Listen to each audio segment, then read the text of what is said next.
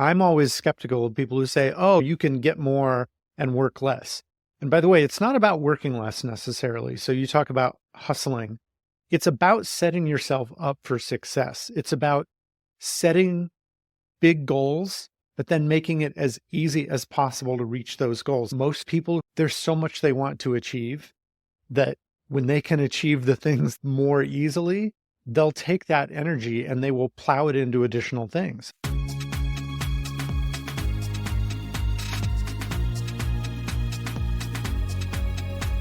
It's time to reinvent. Welcome to the Lessons of Entrepreneurship, the journey of reinvention. Today, I have an exciting guest, David Kolbe, the CEO of Kolbe Corp. David, I'm so excited to have you here because you have lived and breathed something that entrepreneurs are constantly pursuing, which is performance and high performance. So I'm so excited to have you here. David is the author of a new book. David, please let us know who you are and what you're about.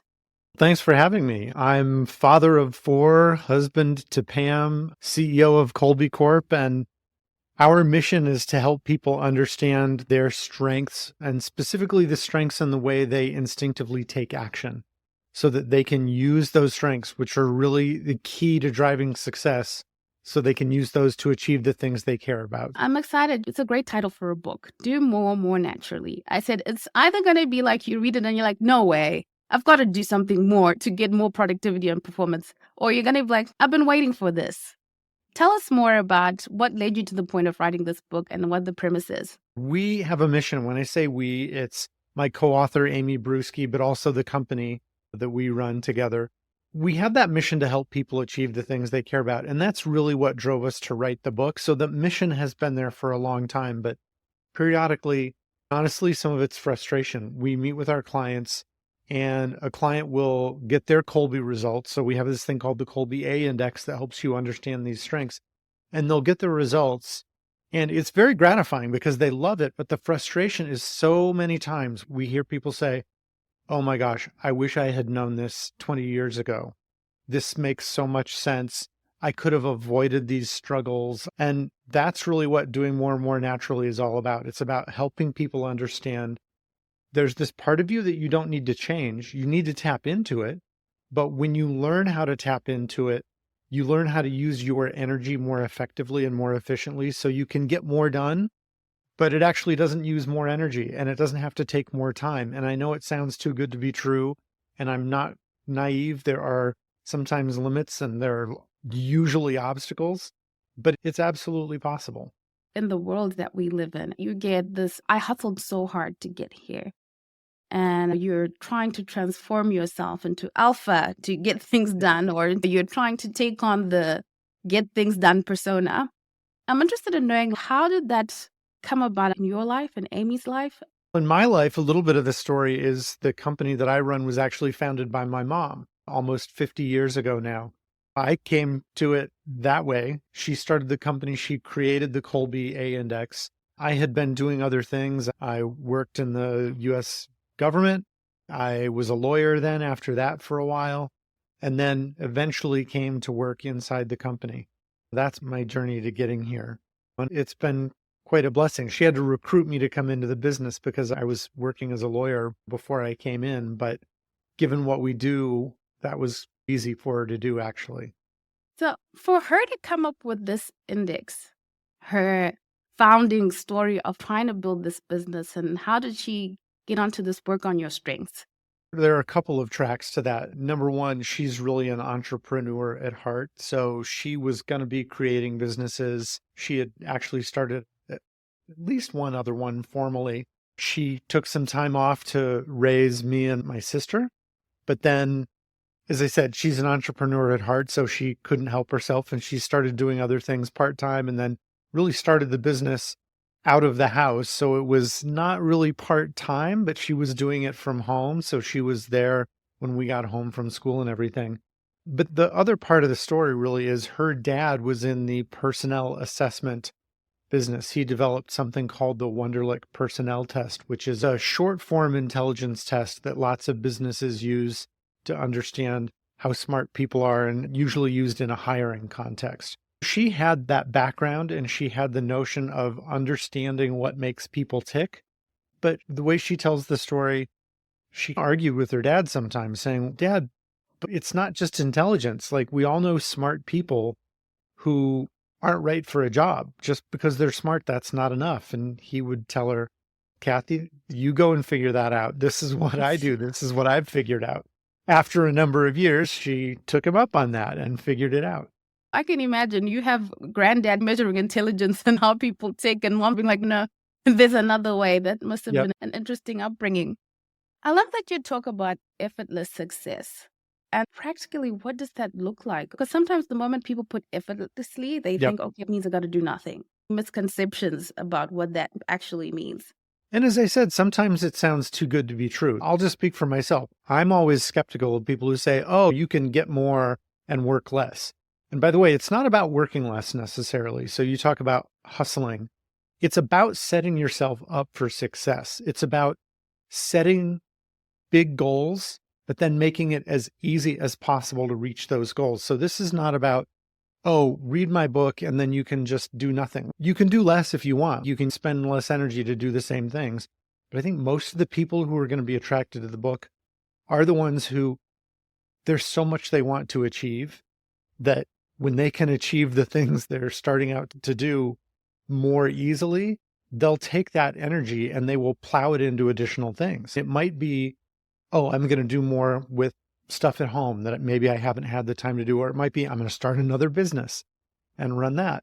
The basics of what we're trying to tap into is this notion that when you do things in a way that's not natural to you, what we measure isn't about what you can or can't do. So sure, you can do it. I'll use a little example from myself. I'm the kind of person who needs information and detail. I do research. I really need to delve into things, become an expert. If I am doing something where I don't have the opportunity to use that natural approach that I take, where it's about, hey, don't ask questions, don't justify, go on little data and information and just guess. I can do those things, but it takes a lot more energy for me to achieve the same results as somebody who more naturally does that. So I do it, I grind, it feels like hard work. Honestly, it does not give people the same sense of accomplishment and joy to do things in a way that doesn't suit their natural instinctive ways of taking action. So I work hard, but it's not fulfilling, takes extra energy to get, frankly, not great results most of the time because it is so hard. And even if I get great results, I burn out. And so it's not sustainable. So sure, I do it for 6 months or a year or however long I can push it. And then it's, you know what? I am done. I'm out of here. Sure, I achieved success or notoriety, whatever you were working toward, but it's not worth it to me. So just avoid those mistakes. Figure it out earlier and do those things in a way that's going to be more natural for you. Could you give us an example of a type? What's natural to you is Sure. in-depth, analytical, getting Yep. in there, that fires you up to do things. Maybe another example of another type so that people have an Sure. idea of what you mean by your natural way. Yes. What we analyze if you take a Kolbe Index, and by the way, you can read the book and you don't need to take a Kolbe Index. We leave the jargon out. But what we do is identify 4 what we call action modes. The first one I described is what we call the fact finder. That's how you deal with gathering and sharing information. The next one is what we call follow through, and it's how you deal with systems, structure, organization. So at one end of the spectrum are people who naturally create systems. If there's a chaotic situation, they will find the patterns, they will put that chaos into structure. They will then follow through. That's where the name comes from. They'll follow through with that system and structure. So if there's a 12-step process, they'll do the 12-step process. The other end of the spectrum is somebody who's very open-ended and adaptable. They're very low on bureaucracy. So if there's a 12-step process for this person, they probably won't get through all 12 steps. Maybe they'll do it once or twice, and then they'll look for shortcuts and efficiencies. And it's just the way they are, by the way. It's not, oh, they're a rebel. Like, maybe that's the way it comes off, but it's not that they're doing it to be rebellious. They're just doing it because that's who they are. The next one is what we call quick start, and it's how we deal with innovation, taking risks, the dealing with new and unknown stuff. So I'll start at the other end of the spectrum this time.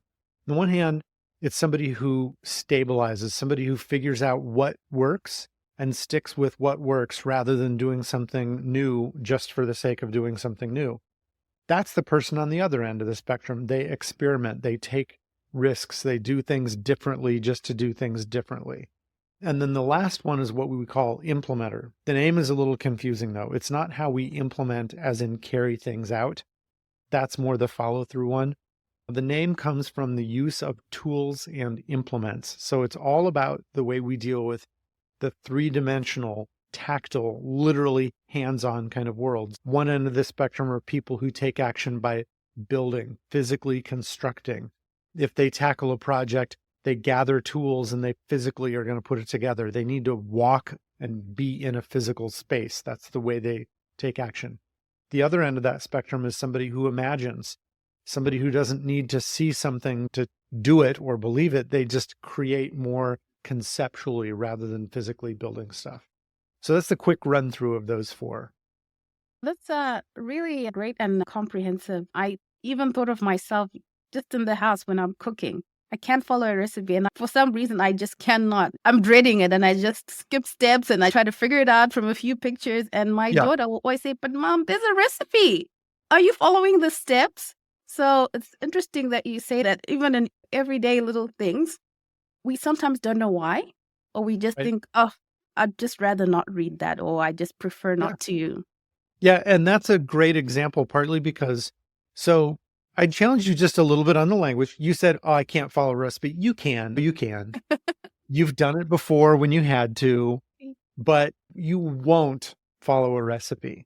If left to your own devices, you'll just do it differently. And sure, you can follow that recipe, but that's because that's not naturally you. The process of cooking is less appealing for you if that's the way you're forced to do it. So, for instance, and you'll see this, with chefs, there's some acclaimed chefs who don't follow recipes, who just create and invent. And then there are others who are the opposite. I create the recipe and it is very detailed and is meant to be followed. Even though I created it, if I'm making this dish, I'm going to do it exactly the right way. It's not that one or the other of those approaches is right in some all-encompassing way. It's just each approach is right for that person. I would always say, I wish I could follow a recipe. And like you said, it's not that I cannot. I just won't, and it just doesn't feel good to me. But I admired people who could, and I always said, "Oh, I wish I could." So, yeah, it's interesting that understanding that natural way. Yeah. Part of the trick, and what I really hope people who read the book and kind of find out about our stuff, even if they don't read the book, understand is I totally get that you admire the people who do it that other way. And sometimes you'd like to because, well, especially if you're cooking something for the first time, if you don't follow the recipe, you're unlikely to get great results. Okay. Very true. Actually, baking is particularly rigid. If you substitute this or that when you're baking, a lot of times it just doesn't turn out. Or if it says, "Oh, you have to sift the flour before you mix it," and it tells you a specific order of things to put in the mix, if you don't follow it, your cake won't rise. It'll be too dense or sticky or something like that, just because you didn't do the right order. All the ingredients are right. I'm like you. Yeah, there are times where I wish I were more like that other person, but what we really want people to do is celebrate who they are. So recognize, you know what? Yeah, I need to bake, and I really wish I were the kind of person who naturally followed those recipes in detail, but because I'd get a better result most of the time. So instead, like once you learn that, channel your energy into the kind of cooking that's right for you. Hey, you're going to experiment. You're going to make things up more. You're going to have somebody else's recipe that you find online, and then you'll go off in new directions. Oh, I see people make it like this. I'm going to substitute this for that. And then to use your story, you have to convince your daughter at that point, "Hey, sweetie, I'm experimenting today. And you know what that means? It might be terrible. It might be the best thing we've ever had." Thank you. I really appreciate that. Now, I know you talk about performance and productivity. From the Kolbe Index, you get a sense of, okay, what are my strengths? And now you're thinking, how do I apply this to being more productive and being more of a high performer, especially to those in the entrepreneurial space or their businesses? So it starts with yourself and understanding your strengths, and then understanding, okay, what does my job look like? And you really want alignment between your strengths and the way you're doing a job. So using the cooking example we were just talking about, for someone like you and me that's not necessarily that process oriented, follow the recipe every single time, as I was saying, steer away from baking and maybe be the person who creates new recipes. So you're not following somebody else's, you're coming up with your own, and then somebody else can follow it after you. In other work contexts, it's a similar thing though. If you're in the financial, a lot of finances in a corporate setting, and that can even be a small entrepreneurial kind of business setting. A lot of it is about process and making sure that things are documented very carefully. If that's not you, try to create your role so that you're not handling those things, because that's not going to be very productive for you. You will get burned out. It'll be hard for you to maintain that energy. For the entrepreneurs listening, the reality is that especially early stages of companies, you often have to do everything. And I get that. We've all been there. But what you should really work toward is quickly finding ways to collaborate. That doesn't even have to be hiring a full-time person. It can be, how do you hire an accountant? How do you hire other people outside the company to do some of those tasks? But then when you can hire other people, build on your strengths. Start with who you are so that you can do more and more naturally, and then hire the people who do things different than you do them. You don't necessarily just want to react and find somebody the exact opposite, but you find the tasks in your company that don't fit you well that you're currently doing, and you find somebody who's better suited for those roles. And the company will just, it can explode. It can just be so much better because that potential is unlocked and you are not then doing things that are a bad fit for you. I came across some writings, I can't remember who the author is, and he was talking about how he just focuses on one thing. Once he realized he was very good at deal making, that was the business. Everything else that he had been doing at that point that he thought was the business, but that really wasn't getting him very far and was draining his energy and the momentum was slow. Once he just said, you know what, deal making is the business, everything else has got to go, he just propelled his business. Right. When it's being smart about everything else having to go, usually that doesn't mean nobody has to do it. It usually means I shouldn't be doing it. So for an entrepreneur, if deal making is your thing, set yourself up for success by having all the other requirements of the job dealt with by somebody else. So it is then about being able to have that focus. That freedom is really part of your success, to have the freedom to do things your own way, to be yourself. But another joyful part of all this is when we realize that we need other people to do things that we don't naturally do. As I said, it unlocks a lot of potential. So for me, a lot of that system and structure related stuff, when I realized there are people who actually thrive on that. An example from our own company, we got to a point where part of what we were doing internally was we needed to focus on policies and processes so that we could be more efficient. And we were going to document and sometimes create these processes. So it was a really good, smart thing to do for the company. But at our leadership team level, none of the people who was in the room figuring out this is what we should do, none of us naturally did that. But we knew there was somebody else on the team who had the right instincts for this job. And we went to her, and even though the rest of us were thinking, oh my gosh, this sounds terrible, this would be like a prison sentence for us. To her, when she found out she was getting to do this stuff, she loved it. She lit up because she would get to. So it's not just 1 + 1 = 2. It's really the multiplication of 3 × 3 is 9. It's not 6, just addition. And that is the potential that you unlock when you work with other people who complement your strengths. This is something that I think everyone on their team should do because, like you said, someone gets a task and you think just because they have the title, they must love the work. And every day they're dreading coming to work and they're not showing it. But you see the performance and you see the attitude and the way they talk behind closed doors. And it just goes on in a negative way. Yep. Yeah. And it starts with the individual. If it's an entrepreneurial business, usually that means it starts with the entrepreneur and building around that. But I totally agree. Everybody on the team should know it. And leaders, whether that's an entrepreneur, leaders at home, leaders in church, wherever it might be, I think leaders have a responsibility to get the most out of other people and to give them the best ability to reach their potential by tapping into who they are. So it's not enough to just say, oh, I learned it for me and I'm going to be selfish and like just create the system that works only for me. No, you've got a responsibility to broaden that and make it work for other people as well.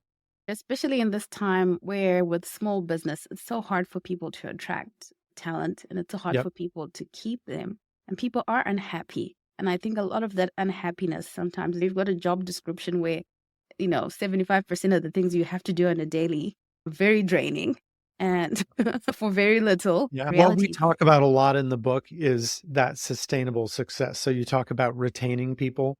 We see so often people leave, and sadly, it's the best people. It's the people you want to keep.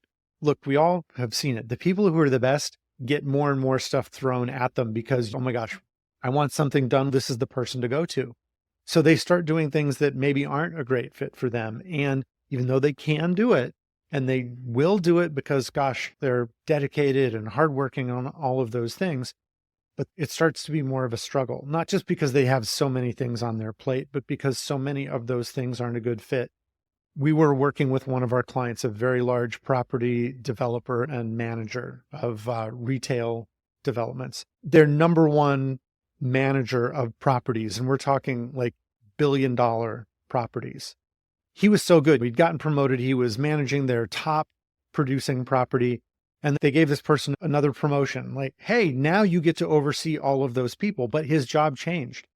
His job went from being on site managing the property to now he was back at the corporate office managing all those other people.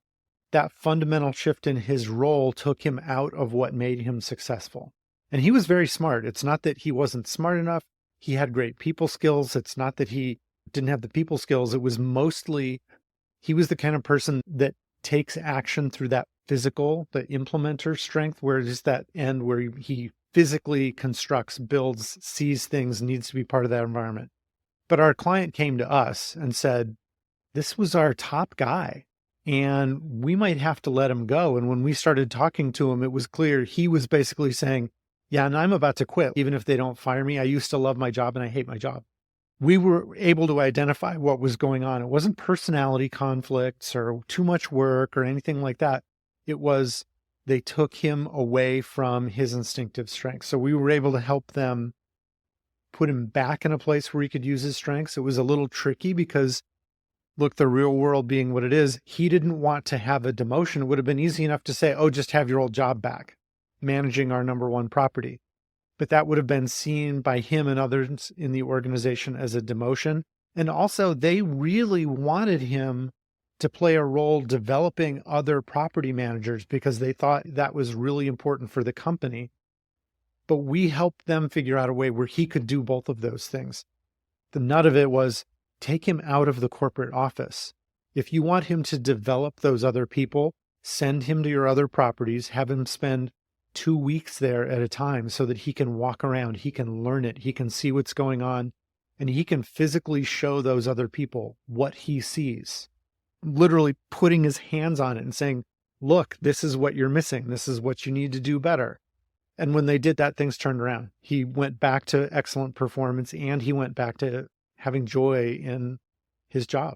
When you say it, I can see it in so many instances where you're lucky if the person even understands why they're not enjoying the work anymore.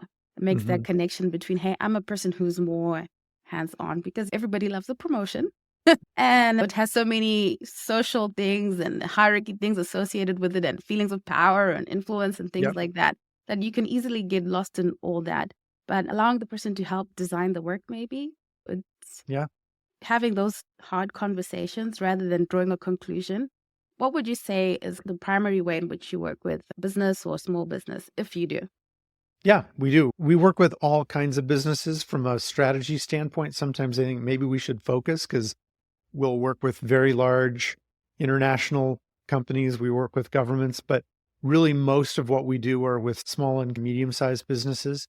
So it's everything from a lot of the stuff we've talked about, helping them understand who the people are in the organization, working on communication. So some of that is just recognizing, hey, if I'm working with somebody who is maybe opposite of me. I talked about myself as asking lots of questions, needing lots of information.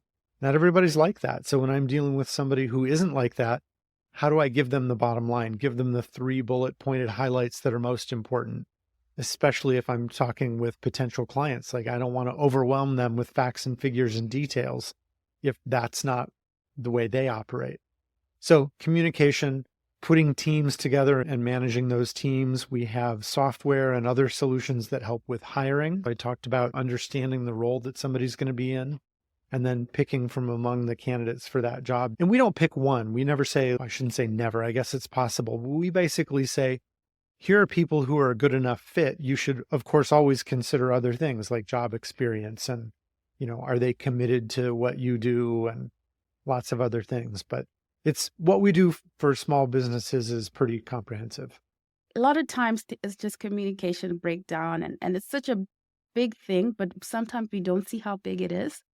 Understanding yourself, understanding other people, how to work well, whether it's with client, whether it's with staff, with team. And it is really critical to success, really, because like you said, we do need other people.